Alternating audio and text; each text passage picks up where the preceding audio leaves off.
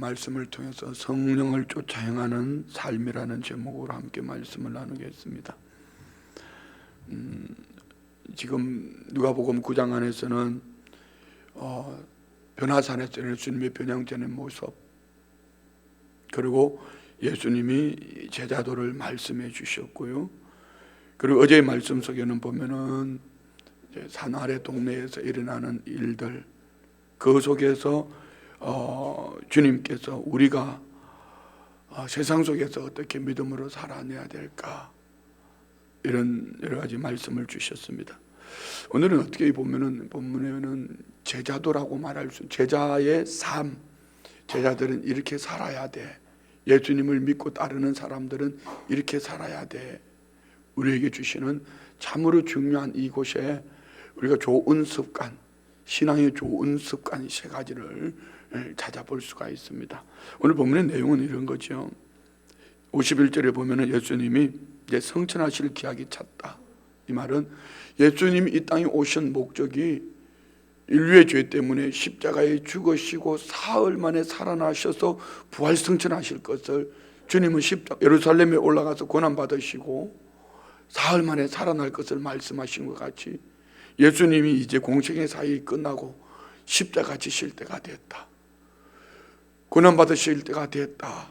그래서 예수님은 지금까지 사역하던 가버나움 중심에서, 갈릴리 주변에서 중심에서 예루살렘에 올라가실 것을 굳게 결심하셨다고 말씀합니다. 오늘 저와 우리 안에도 예수님을 따르는 굳은 결심이 있기를 원합니다.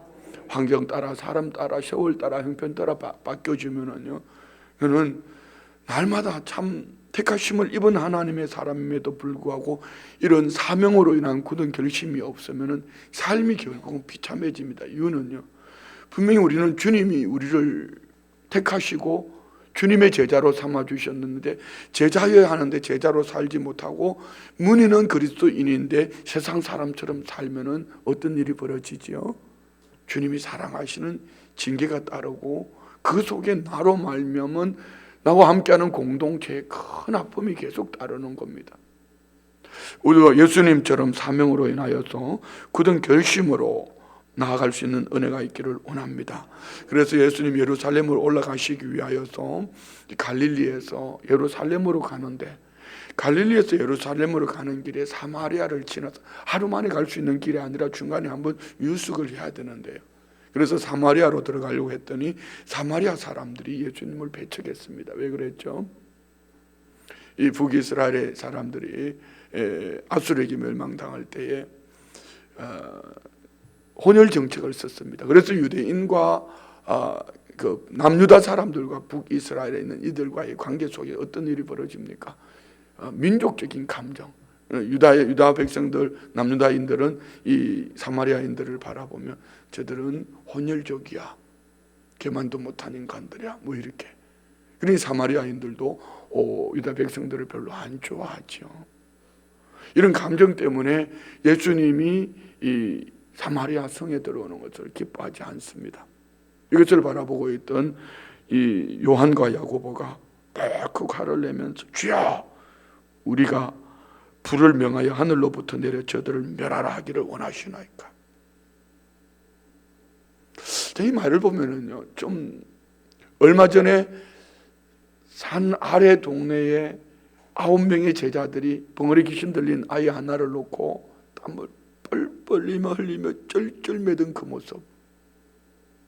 그런데 요한과 야고보는 변화산에서 예수님의 변형되시는 모습을 보았어요. 얼마나 좋았으면 베드로는 초목셋을 짓겠습니다, 여기서, 이러면 자기가 무슨 말인지 알지 못한다고 했습니다. 오늘 요한과 야고보는 변형되신 예수님의 모습, 그 영광스러운 모습, 세상이 줄 수 없는 그런 영광스러운 모습을 보았습니다. 우리에게 적용하면 이런 거죠. 세상이 감당할 수 없는 하나님 주신 은사가, 특별한 은사가 있어요. 그러면 그 은사를 가지고 우리는 어떻게 사용하는가? 의술은 끝났다고 말하는데, 의학은 끝났다고 말하는데, 내가 기도하니까 죽을 자가 살아났어요. 그런데 내가 높임을 받아야 되는데, 내가 인정을 받아야 되는데 나를 인정하지 않습니다.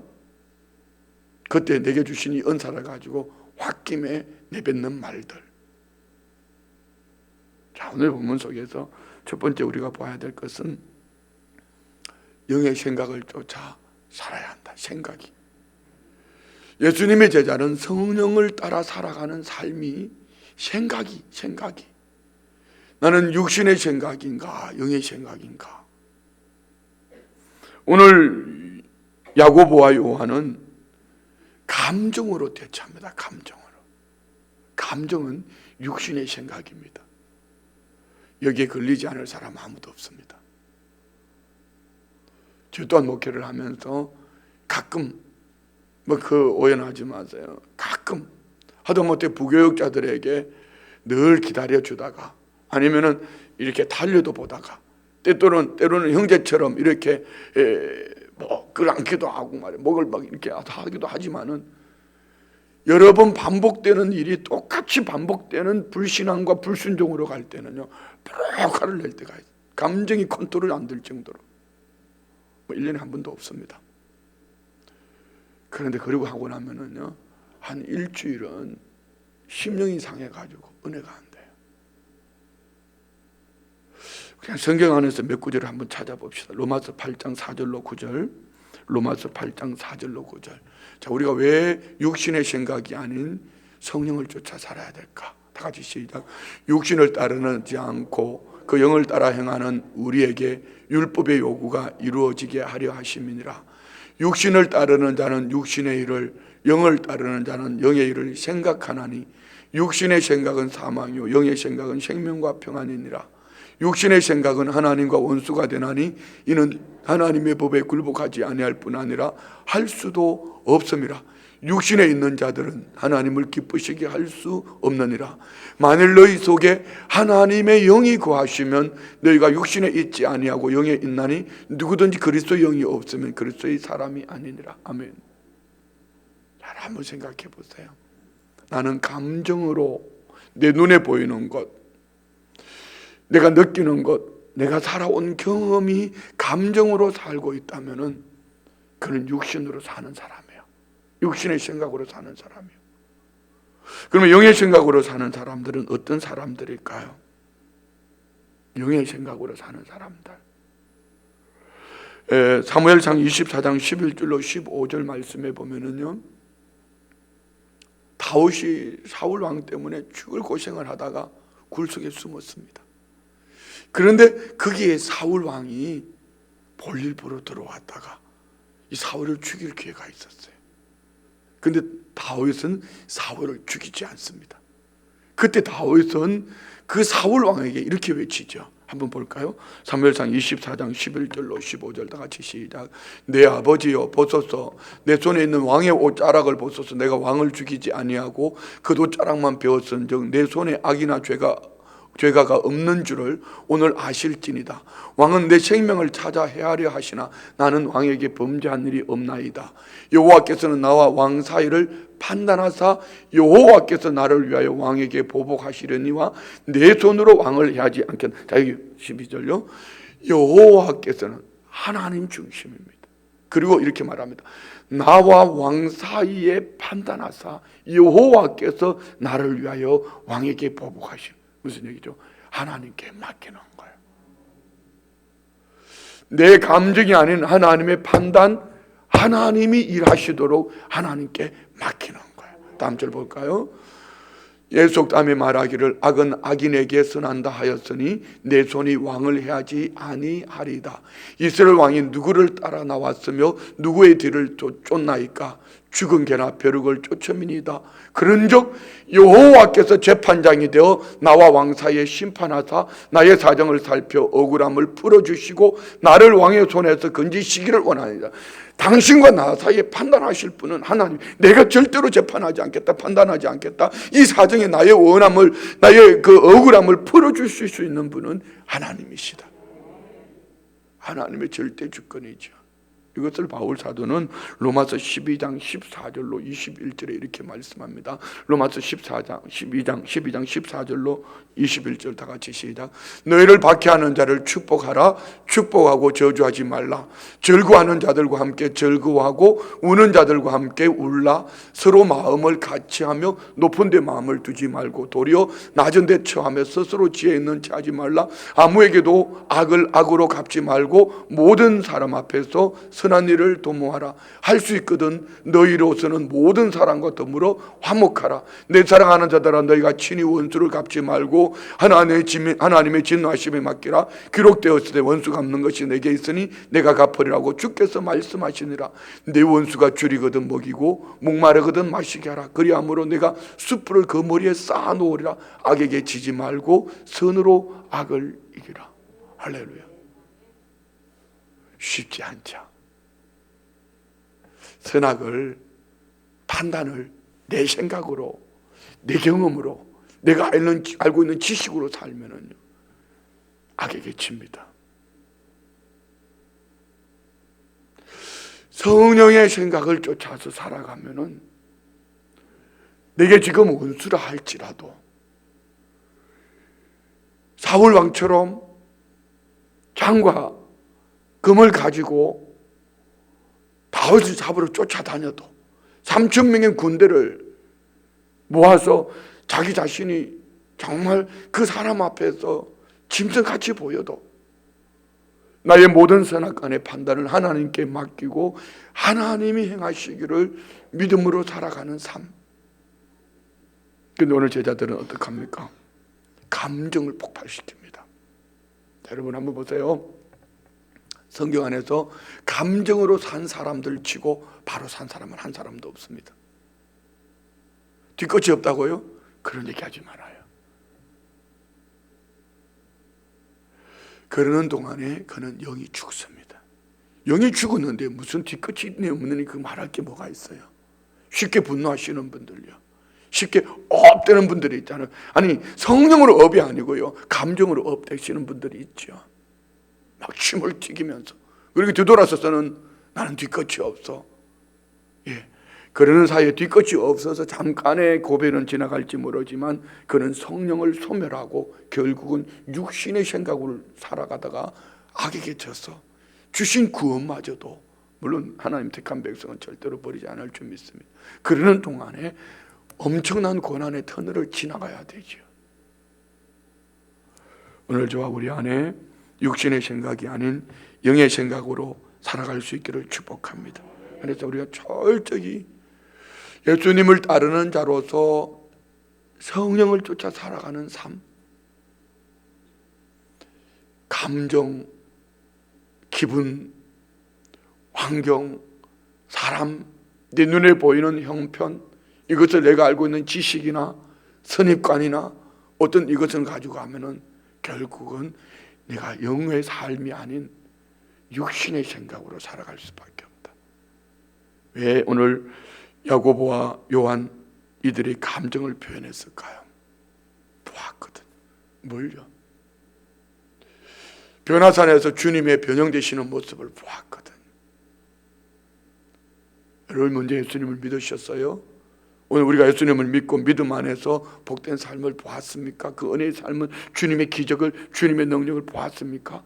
그럴수록 더 우리는 겸손하고 그럴수록 더 성령의 생각을 쫓아 살아가려고 몸부림을 하는 삶을 살아야 됩니다. 오늘 우리 안에 이 은혜가 있기를 축복합니다. 한번 감정 폭발을 시키고 나면은요, 회복하려면은 너무 힘들어요. 죽어도 나는 감정 폭발시키지 않겠다. 죽어도 나는 성령의 생각을 쫓아 살겠다. 육신에게 져서, 악에게 져서 내게 주신 이 귀한 직분 사명, 내게 주신 은혜를 잃어버리지 않겠다. 우리 결단합시다. 아멘. 그래서 55절 56절에 예수님께서 돌아보시고 꾸짖으시고 함께 다른 마을로 가시니라. 한번 따라합시다. 피하면 돼. 따라 해보소. 피하면 돼? 예, 피하면 되는 거예요. 그 자리에서 같이 맞대응을 하기 때문에 감정이 나오는 거예요.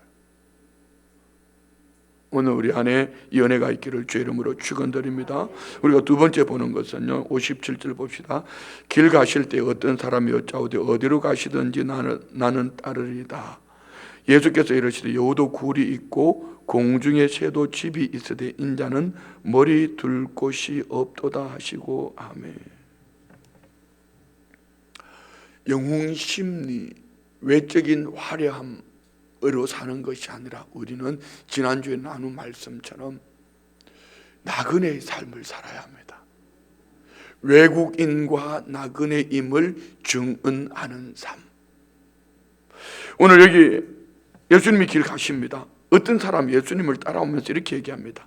어디로 가시든지 나는 주님 따르겠습니다. 막 이 말을 들어보면 엄청 이 사람이 대단한 결심을 하고 따라오는 것 같지만, 이가 예수님을 따르는 목적이 뭡니까? 맹목적이 되어서는 안 됩니다. 예수님이 막 병든 자를 고치시고 주님의 그 역사하심, 기적 같은 역사를 바라보니까 야, 저분 따라가면 팔자 고치겠다, 이런 어쩌면은 영웅 심리라든가, 저분이 야, 많은 사람들이 저분을 따르니까 나는 저분을 따라가면 어떨까. 예, 여러분 신앙생활하면서 이 영웅 심리로 신앙생활하는 분들이 얼마나 많은지 몰라요.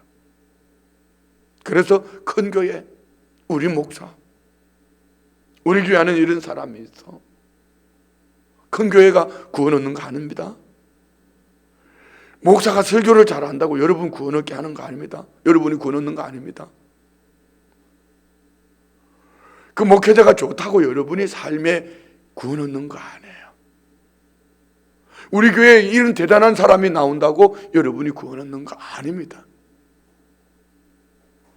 어쩌면 반대로 우리의 신앙은 외적인 화려함이 아니라 오히려 지난주에 나눈 말씀처럼 더 나은 본향을 바라보며 내가 돌아갈 고향, 금유한양이 아니라 더 나은 본향을 바라보면서 철저하게 예수님 닮은 모습으로 살아야 되죠. 예수님 말씀합니다. 여우도 굴이 있고 공중에 새도 집이 있으되 인자는 머리 둘 곳이 없다.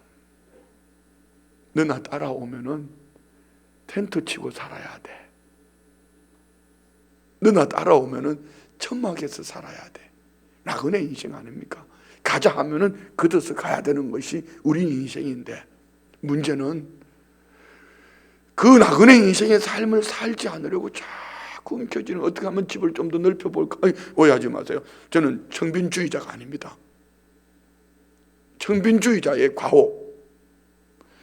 나는 청빈한 삶을 살아 하고 우월감에 어깨 으쓱 올라가 있습니다. 그러면서 남을 정죄합니다. 이건 참 못된 신앙입니다. 나는 이만큼에서 너 뭐하고 있니? 어깨 으쓱 올라갔다면 이건 참 나쁜 신앙이에요. 저는 우리 성도님들이 할 수 있으면은 주님이 주신 이 문화 혜택 누릴 수 있기를 축복합니다. 그러나 그것이 나만을 위한 것이 되어지면은, 자, 한번 생각해 보세요. 지금 살고 있는 이 삶이 얼마든지 누림이 있는데 천국을 사모하겠어요?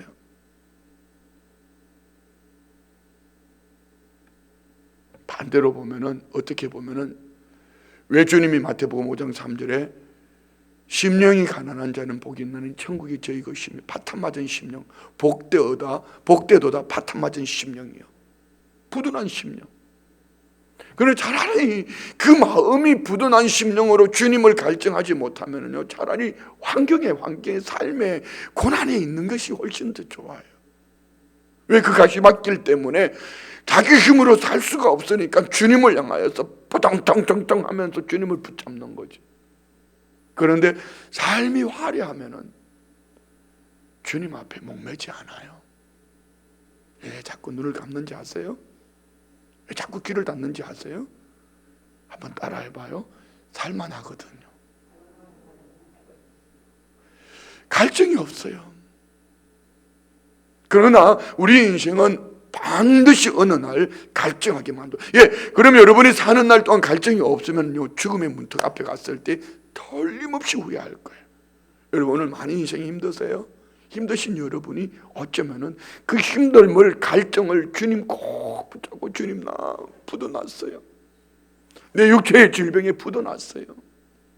물질에 붙어났어요. 인간관계가 붙어났어요. 주님 도와주세요. 이 붙어난 것 때문에 주님 꼭 붙잡으면은요, 그가 훨씬 더 복된 삶을 살 수 있습니다.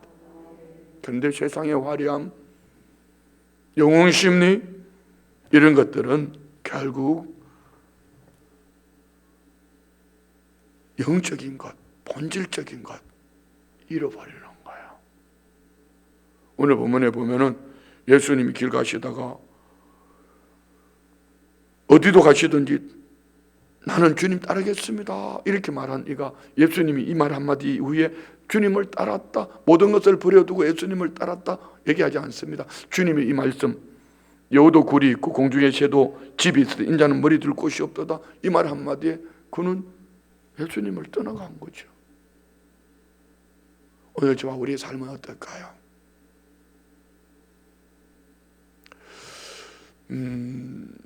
세례 요한의 삶을 보면 그렇죠.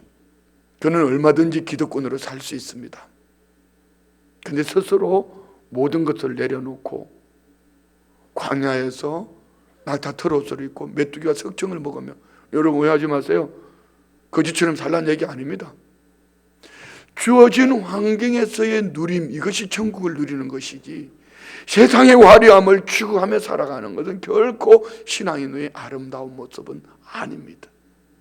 믿음으로 산 사람들, 히브리서 11장 13절 우리가 봅시다.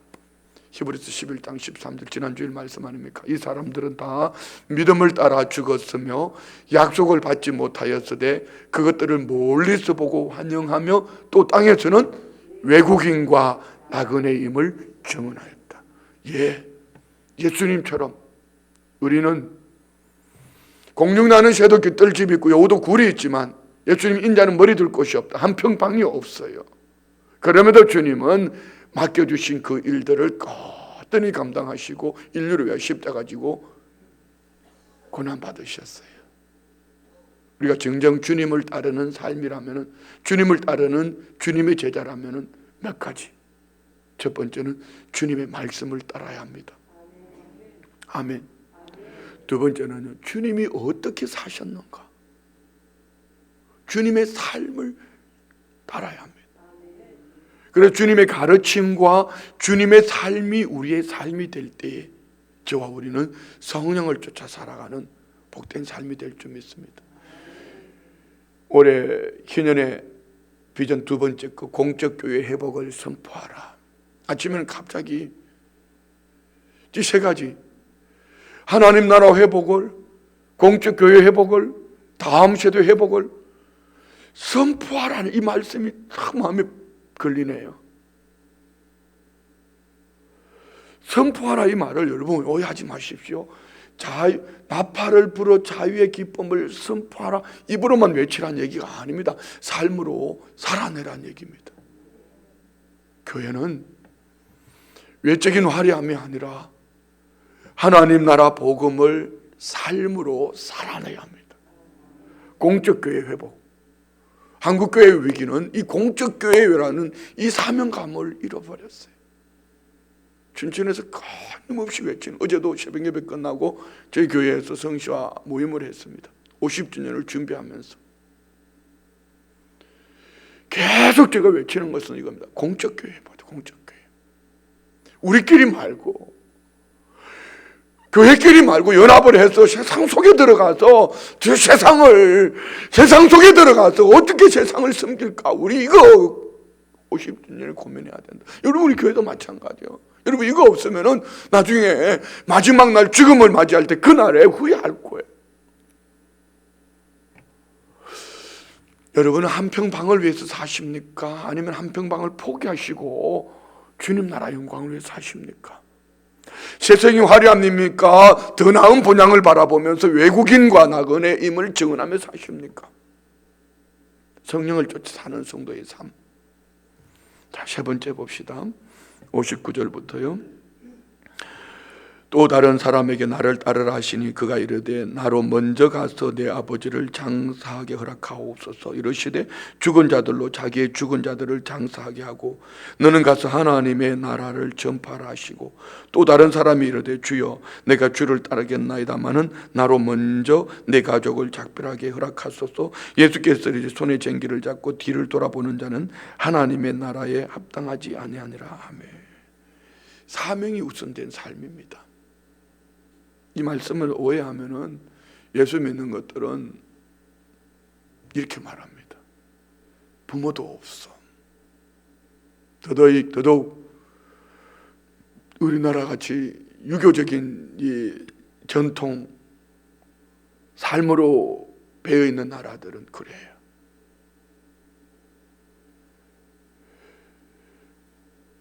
모든 삶이 유교적인 사상으로 이렇게 물들어 버렸어요. 예수를 믿으면서도 명절이 되면은 손자들에게 절하라 그러고 말입니다. 아니, 살아계신 부모님 보고 얘기하는 거 아닙니다. 제사 지내라 그러고 말입니다. 그것도 권사님이 말이에요. 우리 교회에는 없어요, 그런 분. 사명이 우선된 삶. 자, 59절 보세요. 나를 따르라 하시니 그가 이르되 나로 먼저 가서 내 아버지를 장사하게 하소서. 내 아버지를 장사하게 하소서. 이건 핑계예요. 집에 아버지 살아있는데 뭔 아버지를 장사해. 살아있는 아버지를 왜 죽여. 멀쩡히 하기 싫으니까 나로 가서 아버지 장사하게 하고 오게 하소서. 그리고 내가 다음에 예수님을 따르겠습니다. 이는요 평생 핑계만 합니다. 여러분, 핑계하는 삶을 살지 맙시다. 여러분에게 어떤 음성이 들려지면 이것이 내게 주시는 사명의 음성이라고 하면 돼요. 저는 우리 교회를 그렇게 섬기고 있습니다. 우리 성도님들은 그렇게 방향을 설정하고 가고 있습니다. 핑계하지 말아요. 어제도 어떤 목사님이 선교지를 가시는데 왜 새벽에 갑자기 그 목사님을 생각하게 하시고, 이건 코로나 때문에 못 가잖아. 선교지 가는 그분에게 네 마음을 열어라 이런 마음을 주시는데요, 나하고는 아무 상관이 없어요. 우리 교회 선교사님도 아니고요. 혹시나 싶어서 전화를 하니까 아직 출발을 안 했더라고요. 계좌번호 좀 보내줘 봐봐. 어쩌면 그렇게 하고 나니까 그렇게 마음이 행복하고 좋은지 모르겠어요. 제가 돈 얘기하는 거 아닙니다. 제일 쉬운 게, 여러분, 제일 쉬운 게 주머니 여는 거예요. 그런데 제일 어려운 게 주머니 여는 거라면은 참 인생이, 그는 지옥 같은 삶을 살 겁니다. 지금 우리 교회는 교회에 우리가 필요로 하는 그 무엇이 아닌 하나님께서 우리 교회로 말미암아 지역사회와 하나님 나라 영광과 그 무엇을 위한 사명을 구할 때 이것을 교회의 본질로, 제 목회의 방향 설정의 우선입니다. 우선. 그래서 이것이 우선되지 않는 분들은 신앙생활하기가 참 힘들죠. 그래서 보따리 사신 분이 한두 분이 아니에요. 큰 교회 가서 뒷전에 앉아가 영정적 앉았다가 오고 그러면서 신앙생활 했다 하겠지만 결국은 나중에 한 번은, 반드시 한 번은 짚고 넘어가야 됩니다. 히브리서 9장 27절 말씀 볼까요? 반드시 한 번은 짚고 넘어가야 될 말씀이에요. 다 같이 시작. 한 번 죽는 것은 사람에게 정한 것이요 그 후에는 심판이 있으리니. 예. 저는 목회하면서 살아있을 때 자식들에게 꼭 이런 거 몇 가지, 살아있을 때 자식들에게 꼭 이런 거 미리 얘기를 하면 좋겠어요.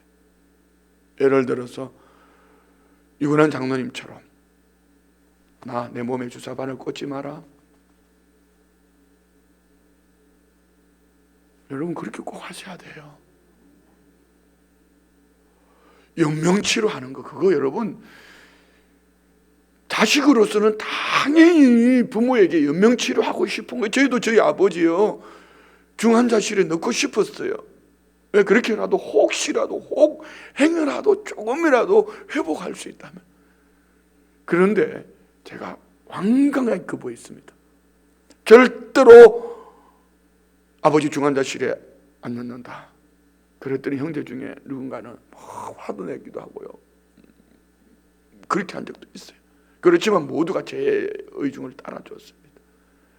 너무 감사한 거는 그리 아니 매일 예배 드리고요. 마지막 임종하실 때도 불과 얼마 전에 몇 분 전에 아버지에게 인사하고 이제 우리 변미다 권사님 가정에 또 이제 장례 때문에 오는데 출발해서 오는데 제 아내가 아버지를 지켜보고 있다가 정말 행복한 모습으로 주님 나라 가셨거든요. 그 여러분 반대로 한번 생각해 보세요. 중환자실에 가면은 꽁꽁 묶어놓고 여러분 이게 지옥 아니에요? 지옥 아니에요? 여러분이 건강할 때 지금 힘 있을 때 자녀들에게 분명히 얘기하세요. 나 연명치료하지 마. 물질도 마찬가지예요. 여러분이 사용할 수 있을 때 써야 되지. 통장 주고 통장 맡겨놓고 떠나가면은요, 형제들 가운데 수백억도 아니고 수십억도 아니고 뭐 억까 몇천만 원도 아니고 몇백만 원 때문에 장례식에 얼굴 불 켜고요, 장례 치르고 난 다음에 그것 때문에 원수되는 사람들도 봤어요. 참 어리석은 삶이죠. 오늘 우리 성도님들의 모든 삶이 우선순위가 사명이 우선순위가 되기를 원합니다. 할렐루야. 그는 예수님의 대답은 뭡니까? 죽은 자들로 자기의 죽은 자들을 장사하게 하고 너는 가서 하나님의 나라를 전파해라. 이 말씀은 요 한 구절만 쏙 빼가지고 오면은요, 예수님 참 인정머리 없어. 안 죽었어. 주님이 하시는 말씀은요, 사명의 우선 삶. 우리가 좋아하는 말씀 있잖아요. 마태복음 6장 33. 너희는 먼저 그 나라와 그 의를 구하라.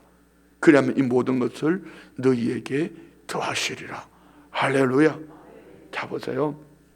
우리 모두는 사명이 우선되는 삶을 살아갈 수 있기를 축복합니다. 항상 성령을 쫓아 살아가는 믿음의 사람들은요, 생각도 성령님. 할렐루야. 눈에 보이는 것도 성령님. 외적인 화려함이 아니라 나그네 인생길을 살아가는 거죠. 뿐만 아니라 내게 육신에 좋은 것, 내가 달콤한 것, 이것이 아니라 모든 일에 사명을 우선으로 살아가는 거예요. 그래서 요즘 62절 끝에 보면 이런 말씀이 있죠. 예수께서 이르시되 손에 쟁기를 잡고 뒤를 돌아보는 자는 하나님의 나라에 합당하지 않은. 여러분 쟁기질 해보셨어요? 제가 어릴 적에 아버지가 너무 잘하시죠. 아버지가 한 손으로 이렇게 잡고 뭐 이렇게 하시더라고. 아버지 나도 한번 해볼게. 그런데 이 쟁기를 앞에 소가 가는데 쟁기를 잡고 가는데도야 막 왼쪽으로 갔다 오른쪽으로 갔다 땅에 쿡 박혔다 조금 더니까 들려버리고요. 정말 안 되더라고요. 그런데 하물며 쟁기를 잡고 뒤돌아보고 갈 수 있을까요? 이는 있을 수 없는 일을 주님 말씀하는 거죠. 다음, 내일, 다음번에 가정예배 오늘 드리세요. 왜 하면 안 해요? 내일 하겠다고요? 내일은 없습니다. 오늘 밤에 주님 어떤 일 하실지 몰라요. 가정예배가 구원 얻는 것은 아닙니다. 그렇지만 우리 신앙의 좋은 습관들을 교회가 공교회가 얘기할 때에 오늘 지금 여러분의 마음에 감동을 주실 때에 사명이 우선되어지면 그 다음은 주님이 하십니다. 자, 말씀 마칩니다. 우리는 예수님을 따르는 제자로서 성령을 쫓아 행할 수 있기를 축복합니다.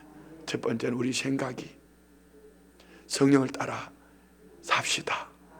그러면 성령을 쫓아 살 줄 믿습니다. 두 번째, 외적인 화려함이 아니라 나그네, 외국인 나그네처럼 삽시다. 세 번째는 사명이 우선되는 삶을 삽시다. 그럼 분명히 이거는 성령을 쫓아 살아갈 수밖에 없습니다. 오늘 새벽에 예수님이 굳은 결심을 하고 예루살렘을 향하여 가신 것 같이 우리도 죽음이라는 그 목적지를 향해 갈 때에 분명히 이것을 가지고 성령을 따라 성령을 쫓아 살아가면은 마지막 날 웃는, 그리고 영원토록 우리는 칭찬과 상급으로 사는 복된 삶이 될 줄 믿습니다. 기도합니다. 좋으신 아버지, 하나님의 은혜가 아니면은 아무것도 할 수 없음을 정말 중심으로 주님 앞에 고백합니다. 신앙의 연조가 직분이 나는 알고 있다고, 다 한다고